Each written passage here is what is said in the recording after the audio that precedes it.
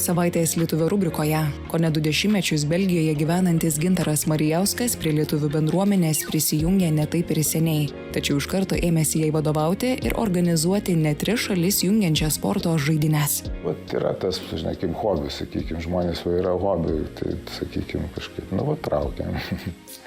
Bet iš tikrųjų tai veiklos yra nemažai, daug ir mes patys tarpusavy juokaujam, kad čia mūsų yra 3 pamaina. Dirbam 3 pamainą, nes yra darbas, yra šeima ir dar yra bendruomenė.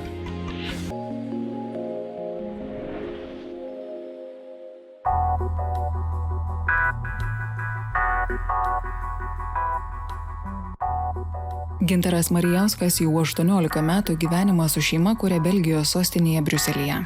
Nors daugeliui gali atrodyti, kad čia jis turėtų jaustis tvirtai leidęs šaknis, vyras skubo paprieštarauti ir sako su žmona turintis visai kitokį planą. Vis tiek yra laukiama, kada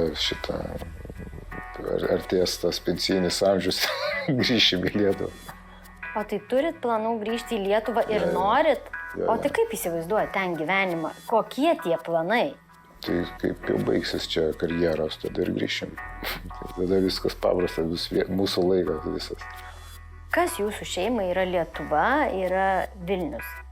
Pagrindinis miestas, kuriame mes jį geriausiai žinom. Aš pats užaugau Vilniuje, tada jį labai gerai žinojau, dabar jau jaučiuosi nebe toks tvirtas Vilniuje. Bet mes atsimenam labai daug, pasakiau, gatvelių, kuriomis vaikščiodom, kai dar jos buvo net restauruotos. Neseniai buvome į Paupys. Anksčiau aš jau net nežinau, kad toks buvo, tai dabar akis iššoko, kaip nuėjom pasižiūrėti, kaip ten viskas yra atstatyta. Labai gražus miestas, Vilnius. Ir jis mums labiau patinka už Briuselį. Daugiau žalių erdvių yra. Prieš beveik 20 mečius Gintaras šioje šalyje atsidūrė neatsitiktinai. Kai Lietuva įstojo į Europos Sąjungą, jo žmona buvo viena pirmųjų gavusių vertėjos darbą Europos institucijoje. Tokio pasiūlymo jiedu negalėjo atsisakyti. Tiesa, tuo metu vyras turėjo užbaigti svarbius projektus ir darbus Lietuvoje. Aš esu informacinių technologijų srityje dirba, su projektų vadovas. Ir tuo metu Lietuva stojo į Europos Sąjungą, informacinės technologijos galima palyginti šiek tiek su medicina, kai yra gydytojas, bet specializacijų yra begalė, taip pat ir informacinėse technologijose yra begalė įvairių specializacijų. Tai tuomet, kai po Lietuvos įstojimo į Europos Sąjungą, kuomet aš dirbau prie Šengeno projekto, tai buvo, kai Lietuva turėjo prisijungti prie Europinės Šengeno centrinės duomenų sistemos. 2,5 metų. Tiek užtruko, kaip pats vyras sako, gyvenimas tarp 2 šalių. Darbo dienomis jis laiką skyrė darbui Lietuvoje, o savaitgalius leido su šeima Briuselyje, kol galiausiai atėjo lemtinga diena, kai galėjo persikraustyti čia. Mes beje atvažiavom su 2 vaikais dar ir močiutė, kad padėtų. Tai taip aktyviai ir kūrėmės po truputėlį. Susipažindom, ėjome parduotuvę, aiškinomės, kaip surasti grietinę, kaip surasti kitus mums įprastus produktus, kurie čia nėra tokie įprasti ir kas yra užrašyta ant etiketės, ko mums reikia. Nėra kai kas tai aišku, duona, pienas tam, bet tarkim, grietinė įstrigo, nes užtruko, kol susiradom. Tarkime, tose eilinėse vietose mes jau tiek mokėjom susikalbėti, kaip parduotuvė, ten daug kalbėtis nereikia. Institucijose mes, vis tik anglų kalba yra pakankama, tai susikalbė ir susikalbėdam, bet tik tai gatvėje, kažkaip vis tik toks yra diskomfortas šioks toks.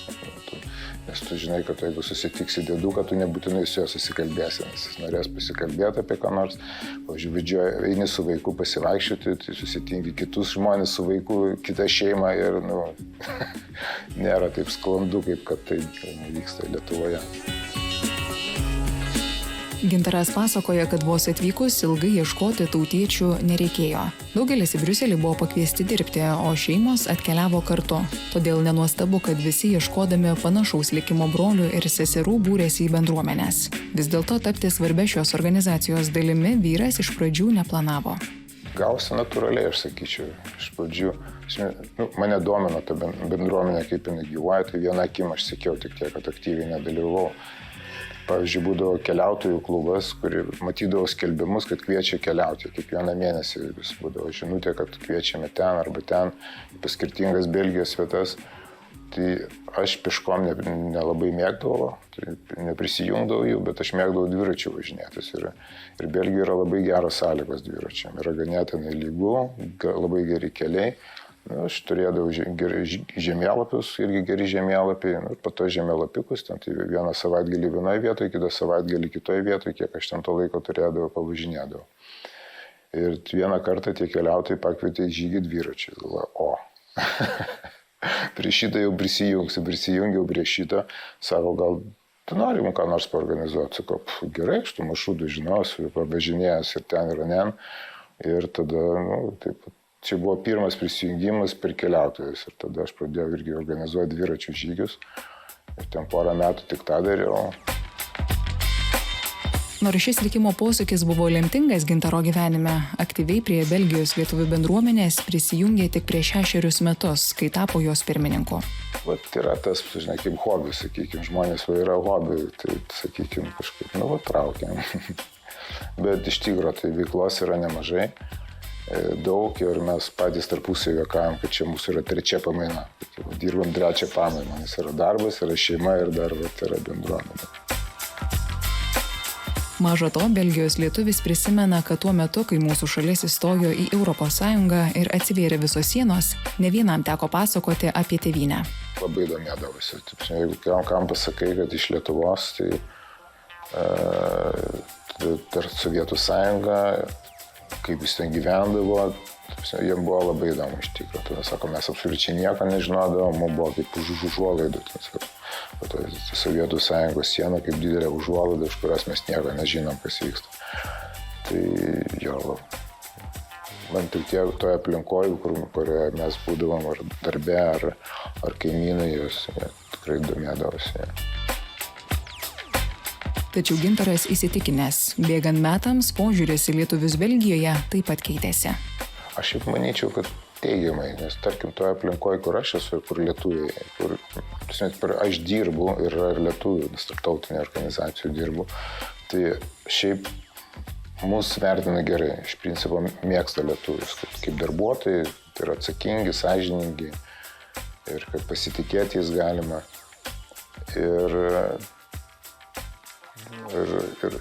tiek, kiek aš girdžiu, tiek, kiek ir iš konsulo girdžiu, kaip pasikalbam, koks kontingentas pas jį ateina ir šiaip manoma, šiaip daug, tų problematinių ne tiek ir daug yra. Daug daugiau pozityvumo negu negatyvumo. Jau apšilęs kojas Belgijos lietuvių bendruomenės pirmininko kėdėje, Gintaras sumanė suorganizuoti ypatingas sporto žaidynes, į kurias žmonės susirenka ne tik pasportuoti. Bendruomenės pirmininkas nori, kad šios žaidynės padėtų išsaugoti užsienyje gyvenančių lietuvių sporto tradicijas. Be to, tai ir puikus būdas gyventi bent kiek sveikiau. Linksma, visi gali ir susitikti, ir pakonkuruoti, skirtingos sporto šakos. Vakare organizuojame vakarienę ir stengiamės, kad lietuvių vietinė Ilona yra, kuri kavinė turi, tai cepelinus, tai šaltibarščius, tai kugelį pateikia. Labai gražus susibūrimas, visi susibūrė, labai mielai padalyvauja, sportuoja, užsiėmė. Antra vertus, kviečiame ne tik lietuvius, kai buvo šimtmetis Lietuvos, kvietėm latvius, estus, jie pas juos irgi šimtmečiai buvo. Ir vietinius kviečiame apsilankyti. Sportas dėkingas, kad daug kalbėti nereikia. Gali dalyvauti ir su mažai kalbos. Sporto žaidynes Beniliuks Gintaras ėmėsi organizuoti tais metais, kai visos 3 Baltijos šalys šventė nepriklausomybės šimtmečius. Todėl į Düfelio mieste vykstančią šventę vyras sugalvojo pakviesti prisijungti ir Latvijos bei Estijos bendruomenės. Simboliška, bet nedidelio Belgijos miestelio istorija taip pat susipynusi su Lietuva. 1993, negi taip seniai, žodžiu, neatsimenu tiksliai kuriais, bet tikrai seniai, tame miestelėje gyveno ir dar dabar gyvena viena flamų šeima, Renė ir Francina. Jiem buvo apie 50 su truputėliu metų ir jie turėjo tokį tikslą savo gyvenime padėti kažkokiai mažai šaliai. Bet, tai va, ir jie galvoja apie kokią nors Afrikos mažą šalį, dar kažką, bet jie nežinojo, kad už juos jau buvo nuspręsta ir jie nežinojo, kad aplinkybės greit susiklostys kitaip. Ir aplinkybė susiklostė, kai jie į Antverpeną, tai toks, kaip antras pagal dydį miestas, kaip Lietuvoje Kaunas, atvyko koncertuoti lietuvių šokių grupėje, Jovaras, jeigu neklystu. Ir jiems sugedo autobusas. Jie pakliuvo į bėdą, o du filiečiai tie kaip tik buvo toje vietoje ir jie padėjo. Ir jie pas save apgyvendino gal pusę to autobuso, o kitą pusę pas savo visus pažįstamus draugus, ir nuo tada užsimezgė jų ryšiai. Šie ryšiai peraugo į tikrą draugystę, kuri atnešė ne tik džiaugsmo, bet ir didžiulės nuostabos. Jos pakviesdavo į Lietuvą, jie atvažiavo, jie pamatė viešpatį, nes tada dar buvo ne taip lengva atvažiuoti į Lietuvą, nieko nėra, deficitas, jie buvo labai nesuprantama ir jie tada sako, tikrai jiems reikia padėti. Ir jų pagalba buvo ne tik žodžiais, bet ir darbais. Jie rinkdavo labdarą. Tame miestelis yra dar garsus psichiatriniam ligoninėm. Ir jeigu kurį nors užsidarinėja, tada jie tą įrangą, lovas ar kitą siųsdavo į Lietuvą. Ir siųsdavo sunkvežimiais. Ir ne vienu. Ir turi ten visą gražų sąrašą, netgi ir Lietuvos apdovanojimą iš prezidento yra gavę už savo nuopelnus. Tai taip ir susiklostė, kad į tą miestelį mes persikėlėm, jie mums patarpininkavo, padėjo. Ir žaidynės nuo 2018, man reikės, vyksta tenai. Ar tai 17. Aš pats koordinavau 4 žaidynės, 2 prieš COVID ir 2 metus nebuvo ir 2 po COVID. Tai buvo pagrindinis organizatorius. Jų metu jis trunka visą savaitgalį, vieną savaitgalį, birželio mėnesį, susirenka apie 300 žmonių, vieną dieną ir panašiai matyti kitą. Labai populiaru ir mėgstama tarp vaikų. Yra toks, 40% visų dalyvių yra vaikai. Nors šiuo metu žaidynes organizuoja Belgijos lietuvių bendruomenė, mielai prisideda ir Liuksemburgo bei Nyderlandų lietuviai. Tad ir dalyviai čia renkasi iš visų 3 šalių.